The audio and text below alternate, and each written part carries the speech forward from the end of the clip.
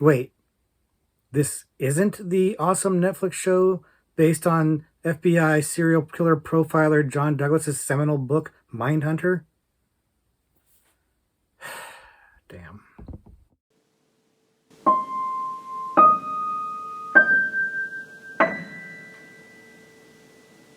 Hello, everybody, and welcome back to the Horror Movie Syllabus.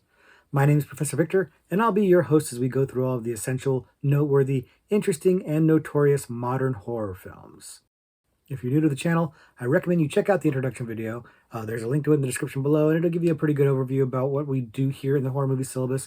Typically, we look at a particular subgenre of horror, and then we pick 3 movies from that subgenre to explore. But this is our Is It Syllabus-Worthy series. This is where I look in the comments to my videos and take recommendations from you guys. Horror movies that I've never seen before.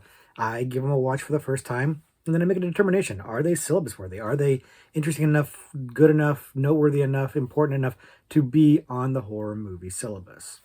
And as you've probably seen from the thumbnail or the title, the movie that we're looking at today is Mindhunters. And Mindhunters was actually recommended to me twice. It was recommended to me by the Rose Bride, aka Sarah, friend of the channel, and my friend personally, who was recommending it in our Nature and Isolation video. And it was also recommended by a friend of the channel, Fungus Among Us, who has had many recommendations in the past that have been great.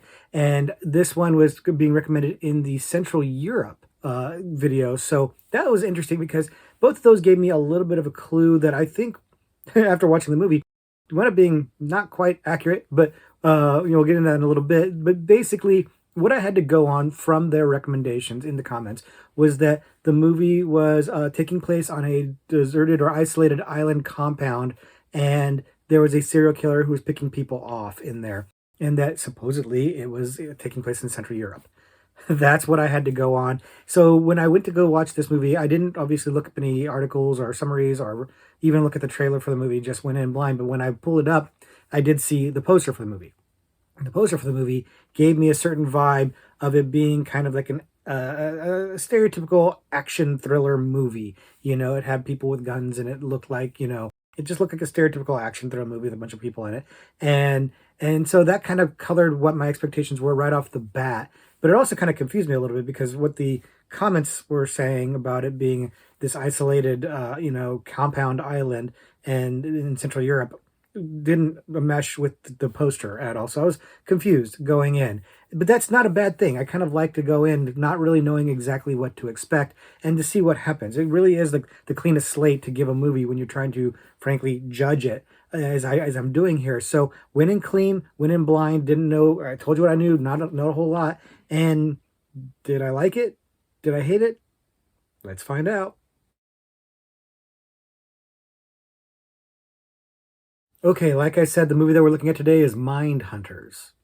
Mindhunters came out in 2004 and was directed by director Renny Harlin, who's pretty well known for like action movies like Die Hard 2, but we have talked about him a little bit on the channel. He did Nightmare on Elm Street Part 4, he did Deep Blue Sea, which we talked about on the channel, which I loved quite a bit. So I have some affection for Renny Harlin, though he's not necessarily always the greatest director in the world, but he definitely does know how to give you a fun ride, that's the way I'd put it. I think that he knows how to keep the movie's pace going and give you a good time.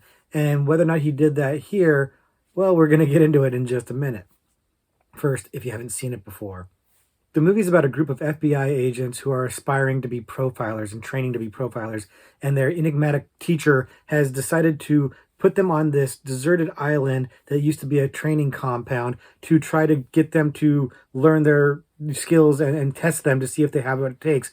Only, unbeknownst to anybody, there appears to be an actual serial killer on the loose in this island compound with them, and he's picking them off one by one, and they have to try to work together to solve who this is and stay alive so they can get off the island. And I'll stop there so as to not spoil the movie too much for you, but the movie is not the deepest of plots, frankly, and that's not really why we're here. I think why we're here is primarily, or at least initially, because of the cast. It's the first thing I noticed when I looked at the poster for the movie, and it's the first thing you notice when you're watching the credits of the movie, is that it's a rather impressive cast for a movie that, frankly, I'd never heard of before. It's got Christian Slater, it's got Val Kilmer, LL Cool J, Johnny Lee Miller, It's got a lot of Chris Clifton Collins Jr. is in here. Like, there's a lot of noteworthy good actors in this movie that I was surprised. I was surprised by the quality of the cast. Now, here's the thing: they've assembled a really good cast, but the cast isn't necessarily bringing their A game in the movie. And that's the thing that's interesting about this is while you've got this really impressive cast, it kind of feels like everybody's slumming it a little bit because they are. Nobody's really giving max effort except for maybe LL Cool J. More on that in a little bit. But you have this cast of known actors, or mostly known actors, and they're not really captivating. A lot of the times they feel very miscast. Like Val Kilmer feels totally miscast as the teacher. And I'd argue maybe even Christian Slater feels a little miscast as kind of like the leader of the group of FBI agents. And neither of these guys are the main character, by the way. The main character is Catherine Morris, who's from, I think, Cold Case or one of those procedural cop shows, which makes some sense. More on that later. But she isn't really holding this movie together very well. She's not the strongest lead in the world. She's not bad. She's perfectly capable, but there's nothing captivating about her. And she's got the mysterious backstory that is very obvious and kind of trite. And there's nothing about her that's drawing you in or making you really root for her. None of the characters are really fleshed out well enough to be terribly interesting. They're noteworthy because you recognize them, or at least that's how I felt about it. But even then, like I said, they're not doing their greatest work. Like Johnny Lee Miller, who I think is very good, doing this weird accent that I think is supposed to be American. It's not very consistent. It's very bad, and it's distracting, frankly. And it's kind of makes sense that he would do an American accent or try to do one because they're FBI agents, and the FBI has to be Americans, right? They don't do foreign nationals in the FBI, generally speaking, as far as I know. And they make a point about this in the movie because another character in the movie has an accent. He is a foreign national. And so they kind of dismiss it there. So I don't know why they bothered with Johnny Lee Miller trying to do this bad accent. It was distracting. So the performances weren't up to snuff considering the caliber of the cast. So that was right off the bat something that was a surprise to me because I don't know if excited is the right word, but I felt very encouraged by seeing the cast of characters as the opening credits were rolling. And then that didn't really pay off for me. It felt like people were kind of phoning it in. And I think it's because they were. They were not really desperately trying to give A-level performances here. Nobody here is particularly good in this movie. And there are a couple of actors in there who have large roles that are not, that I at least didn't recognize. But nobody's particularly good. Nobody's particularly awful. They're just not particularly good. There's a lot of flatness to the acting, and I think it's not even necessarily their fault. I think the characters are just underwritten. They're not terribly interesting. And it's a little bit of a shame because the initial premise of this movie is pretty decent. It's got a lot of potential to it. The movie starts off really promising. It starts off with Christian Slater and Catherine Morris doing an investigation and trying to save some kidnapped kids or kidnapped woman, and then it turns out to be a training thing. And right off the bat, I was kind of sucked in. I was like, "This is interesting. I'm kind of down with this." And then you get to see the camaraderie of the team, the FBI team that are training for this profiler gig, and they're socializing together and they're trying to use their profiling skills to play games at the bar and like deduce what people are going to do and stuff like that. And it's all profiler nonsense. It's like the kind of television BS that you'd see on these cop procedural shows where the profilers can just magically look at somebody and tell you what they're going to do and what they're all about and everything like that. And it's nonsense, but it's fun. I like that. And I was in on this movie. I was like, okay, I'm liking this. It's a good cast. They're kind of fun. There's kind of an interesting idea of seeing them train, even though like most of them were in their mid to late 30s and only a couple of them in their 20s. And it seemed like they were a little old to be going through training like this, but whatever. I'm rolling with it. I'm having a good time. I'm fine. I'm good. And we get to the island and everything, but then things started to slow down a little bit. You've got this idea like, okay, we're going to go training and we're going to go on this, this deserted island that used to be a training compound. And I'm kind of amazed by the amount of budget that the FBI seems to have to do these training things for small groups of people. I'm just going to put that out there and then just move it aside because that's not really the problem with this movie. But it was kind of odd to see like the kind of funding to take a helicopter out here and do that. And it brings me to some points about the funding for the movie, but we'll come back to that. It really, at that point, I'm starting to kind of have to suspend my disbelief a little bit. And then the movie slowed down. And I think that's where the real problem started to kick in, is that after that opening that was fairly promising, it was pretty decent, it shifts down and starts to take a while to build out the mystery and try to build out the characters not so well. Like I was saying, they're all underwritten. You got like one or two characteristics, but it doesn't go anywhere. It slows down before the actual action starts to kick in, which is weird because again, it's Rennie Harlan directing this, and I've felt like his other movies are paced very well and they know how to thrill you and move you. And this one started to slow down. It started to drag a little bit, and that's a problem for two reasons. Problem number one is, well, anytime a movie drags and the pacing gets a little bit off, it's a problem. You start to kind of get antsy. You start to lose a little bit of interest in there.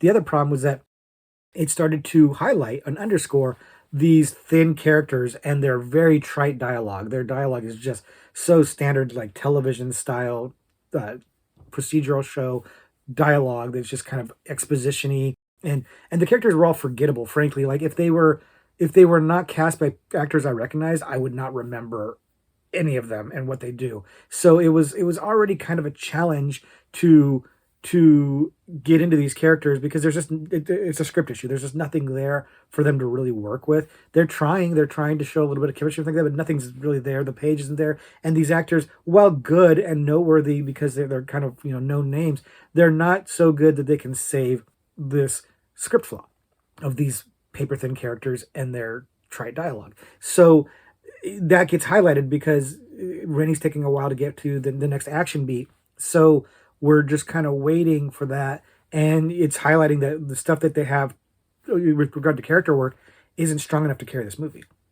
You're just kind of sitting with it. So, and it's interesting because this movie, and I didn't necessarily think of this at the time I was watching it, but when reading the reviews and stuff after watching it, they pointed out that it's kind of like a reimagining or influenced by or an homage to Agatha Christie, and Then There Were None, aka Ten Little Indians, aka another original title that we ain't talking about here on this channel. Go look it up if you wanna know for yourself. Pretty bad, but that's some lofty aspirations. I think this movie, like I said, I didn't pick up on that. Although in retrospect, it becomes very, very clear. I'm like, yeah, I should have probably picked up on that because it is really kind of following that concept and some of the actual beats of that concept in a way that is fine. We've seen this before, though, in horror movies and done better, frankly. Identity comes to mind off the top of my head as another movie that did this kind of whole thing where 10 people are forced together and they're kind of getting picked up from where, like, in this case, it's not 10, but you get the idea. A group of people get all together in a strange location and they're all getting picked off and got to figure out what the mystery is. Fun idea, good book, good idea from me, good Identity. We talked about that on the channel. We like that a lot. Here, not so much. And there was also somebody pointed out that there's a reference to The Third Man in this movie, and there's kind of an aspect of this movie that's like The Third Man. If you've ever seen that movie, a great movie with Orson Welles, and I see where they're going with that, but again, a lofty comparison. I think that's giving this movie a whole lot more credit, or more particularly, it's giving the script of this movie a lot more credit than it deserves. At the end of the day, if they were actually making those aspirations, they fell short. This movie, it ultimately winds up feeling a little too dumb. It really does. It's treading water for too long, and then it takes a while to start getting into the good stuff. And so by the time it's kind of spent a lot of its goodwill and the aspirations of Agatha Christie, it's just, no, it's not. It's not really cutting the mustard there. And it's interesting because I do think, I think it's very clear they were trying to make a bona fide good movie. They even had a budget for it. Apparently, there's like a $27 million budget. And that's weird because the movie still mostly looks cheap. I got to believe that money went mostly to the cast to get name actors in there, which is not necessarily a bad way to spend your money. The movie looks a little cheap, but that isn't the problem. Like, the fact that the movie looks a little cheap, is mostly one location, things like that, I can roll with that. It's totally fine. Like, in some ways, that's actually a good thing because it can build the tension that you're all trapped in this location, this spot together. And it's a pretty creepy location. They did a pretty good job with the set design on that. And then you've got some gore effects that are actually quite good. The cigarette scene actually winds up being pretty gory. And even though it wasn't the most satisfying of like kills, it was actually a pretty gross scene. I like that. And then there's the guy whose gun doesn't work, malfunctions, and he winds up getting killed. And the aftermath of that is shown, and that's pretty good. And from what I understand, Rennie Harlan had to cut a lot of this stuff out to try to get a PG-13 rating, but then they didn't get it anyways, so then he just put it back in. And I think that was a good thing because this movie needed that stuff. It needed that because the whole premise of a serial killer on the island, it should be creepy and scary, and for a long stretch of the movie it isn't. So when people finally start getting killed, it starts to pick up a little bit, and you've got a scene where somebody's strung up and looking like a puppet, and then he moves around and everything like that, and it's pretty gross, and it's pretty good. Like that stuff's good, but it's too late. The movie has taken a long time to get to this point, and that's the thing. The last, I don't know, act of this movie, the last 20 minutes or so of this movie kicks in to high gear. You get the Rennie Harlan like adrenaline going at this point, and the movie starts getting kind of ridiculous. And that's where I think this movie missed the mark. The movie was dragging. The story was dragging. It's not the most compelling story to begin with. It's a pretty thin plot. And then the performances are mostly just very self-serious, and everybody's taking it very seriously and trying to play it super serious. And I felt like where their value was in, like, to just kind of camp this up a little bit. Like, LL Cool J got the memo. He's playing his character kind of big and kind of ridiculous and over the top. It's like he got the memo of what this movie should have been and what the last 20 minutes of this movie become. But up until that point, it's like nobody else got the memo. And sometimes people playing things self-serious can be kind of so bad it's good. It can kind of like go into camp unintentionally. And it doesn't quite do that here. They don't quite cross the line into just being ridiculously serious. And that's unfortunate because I feel like that would have really made it a lot more fun earlier on. Because the last 20 minutes of this movie are dumb fun. They are, and I won't spoil it obviously, but it's dumb fun. The characters go big, and the killer reveal and the rationale for the killer is stupid. It's terrible, but it's funny. It's so terrible, and the final face off is ridiculous. And I actually kind of love it. It's really a lot of fun to have the mood and tone of the movie shift to being just kind of over the top, ridiculous, kind of Rennie Harlan style, like Nightmare 4 kind of ridiculousness. And it starts to get kind of great. But is it too little too late? Is it enough to save it and make it syllabus worthy? Let's find out. So, is Mindhunters syllabus worthy? Absolutely not. No, it's definitely not. It really just kind of falls too short to really make a case for pushing out any other movies. It's largely a forgettable movie. Like I feel like maybe with the exception of the way it ends, I'm just gonna forget this movie and not really remember much about it other than the fact that there was a lot of good actors in it who didn't really do much in the movie. And not for nothing, the movie is kind of barely horror. It really does feel more like a police procedural type show. If not for the goriness of some of the kills, I don't know they would really qualify enough to be horror. And I'm pretty liberal about calling things horror. This one feels like it's barely horror. So to make a case for it, to justify trying to squeeze it onto the syllabus, it doesn't have enough there. Like I said, the ending of the movie does work for me. It does get fun at the end, and that last 20 minutes or so, I was having a pretty good time. But it's not. It's a little too late. It's not enough. It nothing in the movie, even with that ending, ever reaches the gleeful awfulness of a so bad it's good movie that we've talked about on the channel.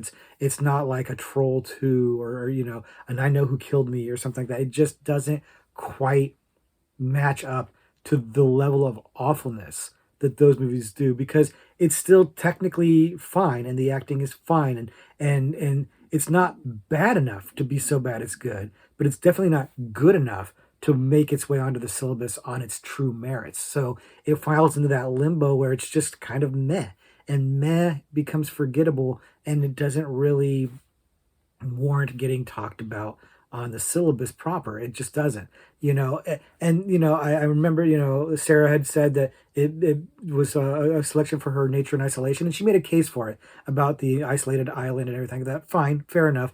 But the spirit of Nature in Isolation is a little bit more about like the environment itself being a bit of an issue. And in this case, it's just the killer that's on the island. The island itself is nominally a factor in the movie. So I don't really think it fits there. And then, Fungus Mungus making a case for Central Europe. I think it's because it was filmed in Central Europe, probably for budget reasons to save some money. But it doesn't take place in Central Europe, so I wouldn't put it there either. And honestly, the place I would have focused on most would have been So Bad It's Good, but it doesn't, again, ending notwithstanding, it doesn't quite fit the bill. And then, you could have like horror action, maybe.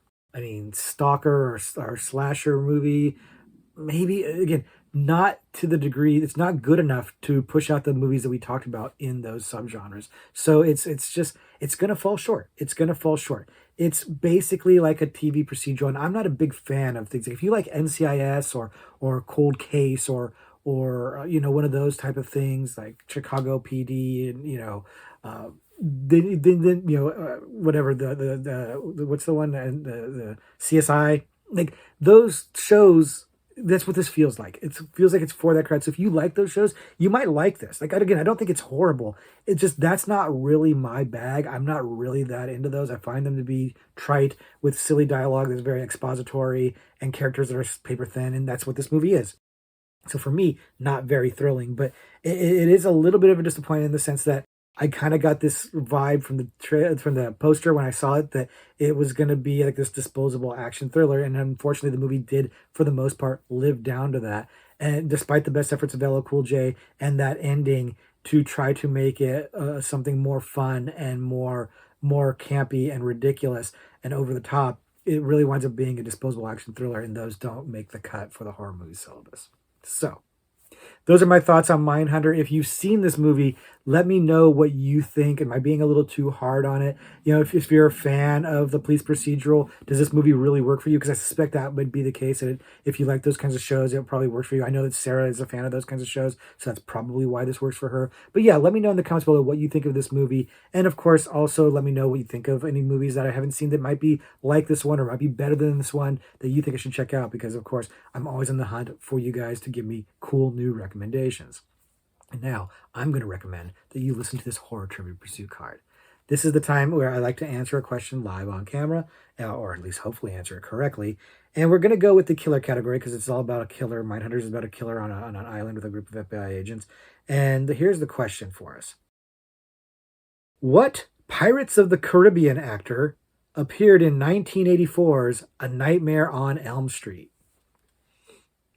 And look, for the horror fan, this should be a fairly easy question. This is a pretty famous movie, and it's a pretty famous debut performance, theatrical performance by this particular actor. And so I think this one's fairly easy. But I've noticed because I like to watch reaction videos to horror movies and stuff like that on YouTube. I enjoy that, and I've noticed a lot of younger people watching this movie, in particular Nightmare on Elm Street, are surprised to find out that this actor is in the movie, that it's their first role, and that they are somewhat unrecognizable because they are so young.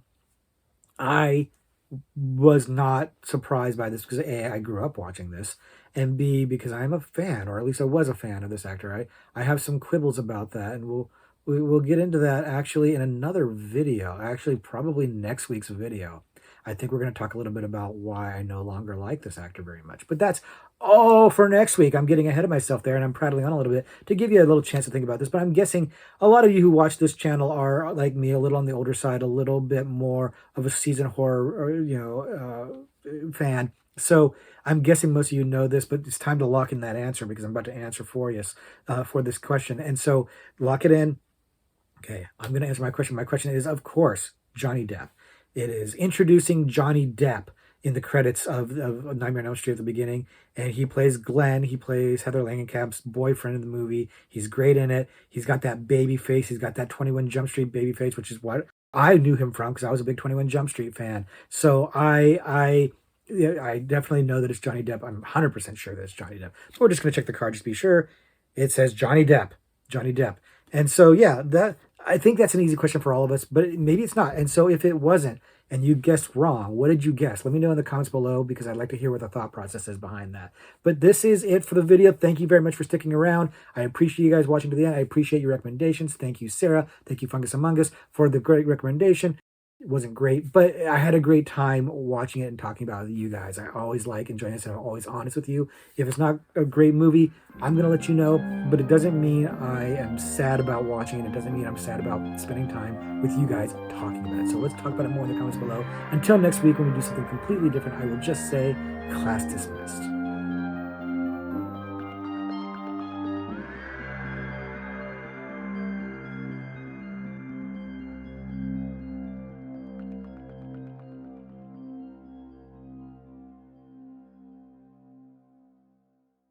What this movie really needed was LL Cool J to do another song like he did in Deep Blue Sea, where his hat was like a shark fin. That would have put it over the top.